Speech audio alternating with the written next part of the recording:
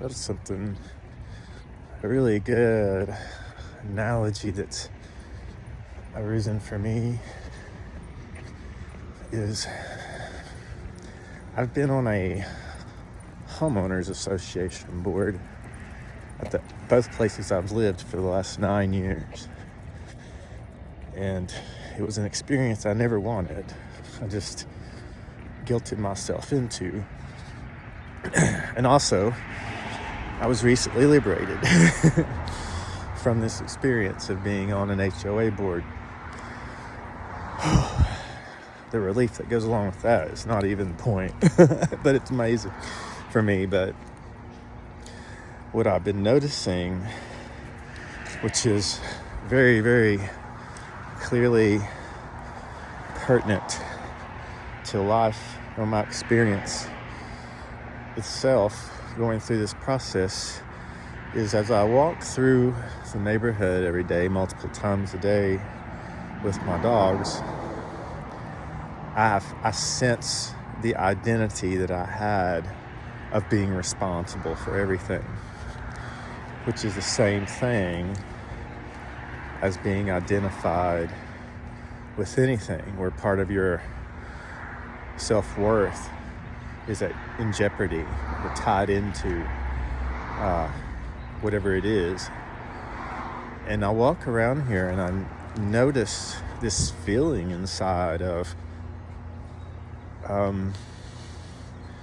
feeling some sort of ownership, but then realizing I don't own anything here, which I never did, but also realizing that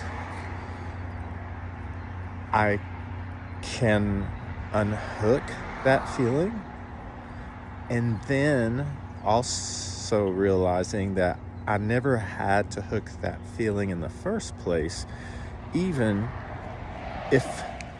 as a member of the HOA board. I never had to own anything. I never had to feel like my self-worth was tied into that position. I never had to feel that however it went was a reflection of me as a person.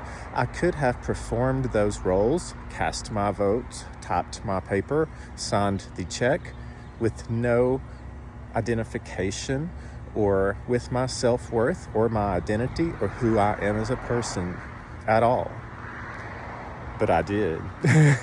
For 9 years, it was terror in my soul, and it was me, it reflected me, and everyone's responses to scenarios involving that were their opinions of me as a person, and also depicted who I was as a person. None of that was true. It's not true at your real job. It's not true anywhere. It's not true in anything.